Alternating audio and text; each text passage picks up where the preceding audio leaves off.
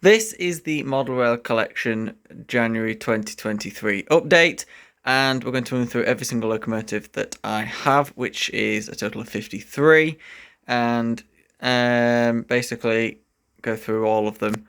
Not in much detail because there's no need, but just so you can compare from last year and the year before of how big the collection is getting, and how much I'm enjoying building the collection up.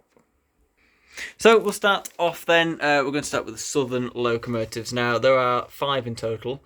We have here, this is the West Country class by Hornby, the gorgeous original build. This is Blackmoor Vale, and then we have the Lord Nelson class by Bachmann, all split chassis loco. Very good loco though. Don't run it often, but it's a very gorgeous locomotive in the malachite green. That is Sir Martin Frobrisher. Unfortunately, it is a scrapped example. This is a preserved locomotive. I'll go through all the locos that are preserved. The next one is preserved. This is the Hornby Adams radial tank, which is, for me, one of the best locomotives I've got as an overall package. It's supremely heavy. It's got loads of die cast. It's incredibly well detailed. Runs perfectly. And as you can see, it's a little bit dusty, but other than that, there's nothing really wrong with it. And it was very inexpensive. And it is this is the preserved example in the livery that the current preserved example is in. The BR lined black, which is my favourite livery for these because I just think they suit it to a T. Next is one of 2 Terriers in LBSC Improved Engine Green. And yes, you heard that right. This is green according to the designer because it was colourblind. But it's a gorgeous logo. This one is Brighton. This is one of the preserved locomotives. There's a loud car on motorbike. I think it was motorbike went past on the other side of the fence. And then behind we have a Leadenhall, who is a scrapped example, but it's an identical locomotive apart from the name. This is in the A1X rebuild currently in Southern Olive, and that's what it's like in preservation. But this is obviously its original build, but it is still preserved. Right, on to LNER then, and we have another preserved locomotive and the latest addition to the collection. This is the gorgeous Hornby N2. I picked this up recently, and it's a fantastic locomotive, and is obviously the preserved example, which I believe is at the Great Central Railway, or was. I'm not sure where it is now. I think it's under overhaul at the minute. Or has only just gone in or something. Anyway, I'm not an expert on these locomotives by any means, but it's a fantastic locomotive, and it's here because the hush is too long, so it has to go slightly side on, so I have to put a tank engine here in order for the hush to fit. Speaking of which, we have the gorgeous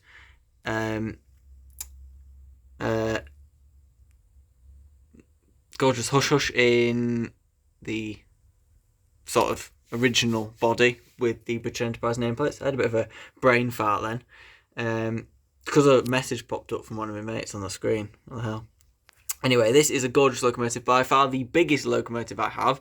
Not the heaviest, we'll run to the heaviest later. And this is absolutely stunning. Unfortunately, it doesn't exist anymore. The tender does, because the tender is behind Union South Africa, which is quite funny. But gorgeous locomotive, and I'm super happy to have this in the collection. It doesn't run often, but it's more of my flagship locomotive, so I don't want to run it all of the time. But I will do a running session with all of the locomotives in the new year at some point, so it will get a run very soon. Then we have one of the other favourites for the LNERs, because I love LNER, but this loco is just phenomenal. And you might notice I quite like wacky liveries. For example, the grey of these Improved Engine Green Terriers. And then this is Experimental Purple, and it is A4 Walter K. Whigham, or Whigham, however you pronounce it. And it is absolutely fantastic. Walter looks fantastic in purple. You can't really get a very good view of it when they're in here, but yeah, it's wicked. And this is a BR sort of bodied A4. Now, this is an original LNER A4, so there are detail differences. Like, it's got single funnel, this is double funnel, this has valances, this doesn't. So I'm going to probably get quite a few more A4s going forward because I do like an A4. So this one is Mallard, obviously, 4468. It is preserved at the National Rail Museum in York. So very nice locomotive, another preserved loco. I like to try and get some preserved locomotives, but like this Thompson O1, this one isn't preserved. Very nice locomotive, big heavy freight loco for the LNER. And I picked this. This was the first loco I bought of 2022. You can see that video in the description below of all of the locos in a running session that I bought in 2022. So very nice locomotive, super detail, relatively affordable though, and can't fault it. It's a good locomotive. Next is another scrapped locomotive, unfortunately. This is the P2. However, they are building a brand new one, which is obviously going to be nice to see. This is Cock of the North, or Cock at North if you're from North, and this is a original build P2, a fantastic loco, 282 wheel configuration, one of the biggest locomotives to run in the UK in terms of size. Now, it is slightly smaller than the Hush Hush, but it's the only other loco that doesn't fit in here. This has to be this is disconnected from its tender. Unfortunately, I can't disconnect that, so that's why it's slightly side on. But yeah. Then we have Flying Scotsman. This is a railroad Flying Scotsman. This is a railroad P2. That's a railroad A4, but that's a lot more detailed than these two. Because they actually use the same body pretty much, these two. Because look, spring buffers on the railroad one, spring buffers on the railways one. But these are railroad locomotives, so they're a bit more budget, but still fantastic locos. And this was the first ever tender locomotive I got, so the collection built massively since I bought this, because this sort of got me so much more into the hobby than the little pocket rocket did. So I think this was my second loco. My third was the 61XX, which we'll see later on, which is still going amazingly. But this really sort of set it for me, and I love this locomotive. I don't run it often because it means a little bit more to me than a lot of the locos do, because it's quite a special loco just because it was the first standard loco, so I don't really want to like run it all of the time, but when I run it, it's just such a nice little loco. I am intending getting a super detail Scotsman with the sort of Great Northern style tender at some point, just so I can have a super detail Scotsman, but I'll always keep this railroad one as a bit of nostalgia as well. But the P2 is fantastic in railroad form. I would like to get a super detail one of these as well. That'd be nice. Then we have the J50, which is, for me, one of the best tank engines Hornby has ever made, because it's just a fantastic overall package. Like the Adams Radial, it's affordable, it's super detailed, runs perfectly, and I can't fault it. I've had it a long time now, and it's absolutely faultless. And it is a bit dusty. The problem with black locos is they collect a lot of dust. Apart from the O1, that's not dusty, but it's probably because it's surrounded by big locos.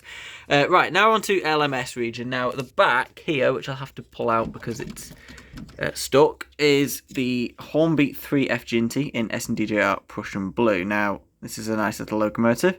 I got this last year. Not last year, year before, 2021. So I've had it quite a while now.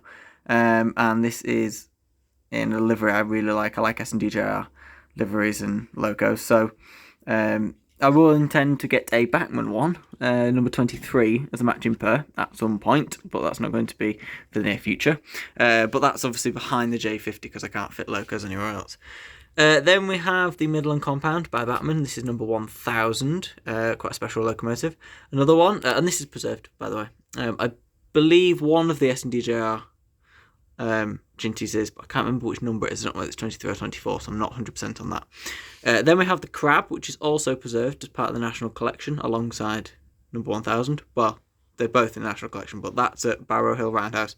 This is at the NRM in York, number 13,000. Gorgeous locomotive. Picked this up recently. Then we have the Fowler 4P. Now, I don't think there's any of these in preservation, unfortunately. So this is a scrap locomotive, but it's a big tank engine, quite a nice one. I picked this up this year as well. I've picked up quite a few LMS locos this year because the collection was the Jinty, the Midland Compound, and the G2A. So I needed some more, so I picked up 3 this year. So you'll see those in that video that you can check in the description below. At the back, just so you can see, it's Hornby Collector Club loco, 100th anniversary one. I'll put that at the back, but I will have a look at other locos like that later on. Then we have the G2A, which I've just mentioned, the Bachmann one. This is an 080 one, I think only one of 2 080 locomotives you can get in model form with the what's the other one? Q6, Raven Q6. I need to get one of those, actually. I intend to get one soon. It's just finding one for a good price is a little bit difficult, but I found this for a good price because these are quite expensive usually. So pick that up in 2021. Then we have one of my favourite locomotives, like in terms of classes. It is the 7F. Now, I've tried to look for one of these for about 150 years, and tried to buy them for a lot less money, and I've not been able to find any. But luckily, I dropped on when I went to a model rail show recently and found 89 in SDJR Black, which is the preserved one, in the livery I wanted, for peanuts. So I picked it up, and it is fantastic, and I'm super glad I was managed to pick up a 7F. So that's basically completed my 7F fleet now, because the only other one I want is 88 in the blue, and it's impossible to find. But at least I have a 7F. Now on to Great Western, and we have the 28XX, one of my favourite locomotives in the collection, at the end here, which is a great locomotive, next to the 7F, because I like to put my two ATOs together. And then we have City Tro on the end. That's a preserved locomotive. That's a preserved locomotive as well, by the way. This one, unfortunately, is not, but there are members of the class, and I don't think this one is either, but there is one in preservation. This is obviously a preserved locomotive. It is at the Museum of Great Western Railway in Swindon. I've been to see it, in fact. And now if we move down, we move to the bottom shelf. Now we have the Duke Dog, which is a sort of similar looking class to the City class. It's a nice locomotive. Then we have the 94XX. This is a fantastic locomotive, one of the best locos in the collection. In fact, just as an overall package it is, and it's phenomenal. Bachmann really pulled out all the stops with this locomotive. And then at the back we have a little miscellaneous loco. It's the Santa Express, but I've just put it behind that because it's more of a Great Western sort of style, like the collectible loco, but just so it can fit somewhere. Then we have the Hogwarts Castle, but this is the actual castle class Hogwarts Castle, because confusingly Hogwarts Castle is a hall class, but Hornby got confused and used a castle class body to make Hogwarts Castle, even though they're supposed to make it out of a hall class, which is Alton Hall in the film. I know that's confusing, but basically this is a castle class Hornby Hogwarts Castle. I will eventually get Alton Hall as a way of getting Hogwarts Castle as a hall class, but without getting the other Hogwarts, if that makes sense. Anyway, next we have one of three manors. So we have Foxcote Manor in BR lined green. Then we have Dimwell Manor, who is soon to be replaced by the modern Dapol version. And then Hinton Manor, who is in Great Western green. That's in BR unlined green, so that's going to get replaced by Dimwell Manor by Dapol in the modern BR lined black. So the manors will be a little bit all very different variations of manors. But that's a mainline one, that's a Bachmann one, and that's a Bachmann one. They're all preserved locomotives, and which is quite interesting, and I can't wait for when this one's replaced, because then I'll have a super detailed modern one instead of an old Bachmann one and a mainline one. So then we have a mainline 61XX. Now this is a scrapped member of the class, but this is a very old locomotive, but I do quite like it a lot. Behind that is the Little Ruston Shunter, which is here. There you go. Very small locomotive. It is a diesel, but the reason it's behind there is because there was nowhere else for it, and it is absolutely tiny. Then we have Hornby Evening Star as part of the BR standard fleet. It's a standard class 9.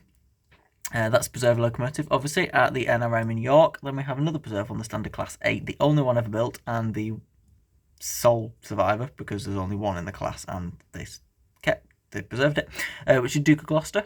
Then we have a standard class 4. This is a scrap member of the class, unfortunately, which is 75075. It's an old Bachmann one, but it's quite a good loco, though.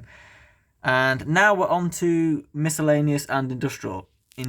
So this is either made-up locomotives by Hornby or industrial locos. So 2 industrial, well, in fact 3 pretty much, you would technically count.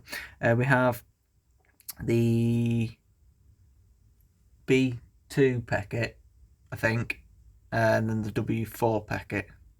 Now, I'm not sure if that's the wrong way around or not, but I know the Pecketts anyway. So, gorgeous locomotives, the super detailed, the very heavy die-cast, incredible models actually for the size from Hornby. And then we have Smoker Joe, which I do quite like Smoker Joe. I've had that quite a while now, though. But it's a very nice locomotive. At the back we have the Caledonian sort of miscellaneous locomotive. Well, no, more of an industrial actually, because it exists, I think, in that livery. Then we have a fictional LSWR liveried 040. And then I think the Hornby Collectors Club loco from 2022, which is definitely a made-up loco, body-wise and stuff, but it's a nice loco though. And then at the back we have a WCR, which I assume stands for West Coast Railways, Industrial 040 pug thing. Then we now move on to diesels, which has grown quite a bit in the last couple of years. And we have one of the latest locomotives to the collection, the phenomenal Dapol Class 68 in Transpennine Express livery. This is Splendid, the one that's called Splendid. It is obviously splendid in every single way. Then we have the Bachmann Class 66. Then we have the LNER Class 60. So this is an old loco, but look how fairly decent it looks with the super detailed modern locos. Then we have the Bachmann Class 57 in Northern Belle livery. This is Northern Princess. Then the old ruined Class 47 by Hornby, but it's with its friends and it looks quite cool. And then we have the fantastic Bachmann Class 03 here. Then the Hornby Railroad 08 there, and the little Collector Club shunter at the back, which you can't really see because it's a bit stuck, but yeah.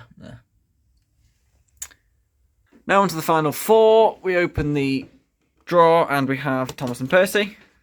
And then we have the Intercity 125 blue and grey liveried Class 43. And the Virgin Trains Class 43.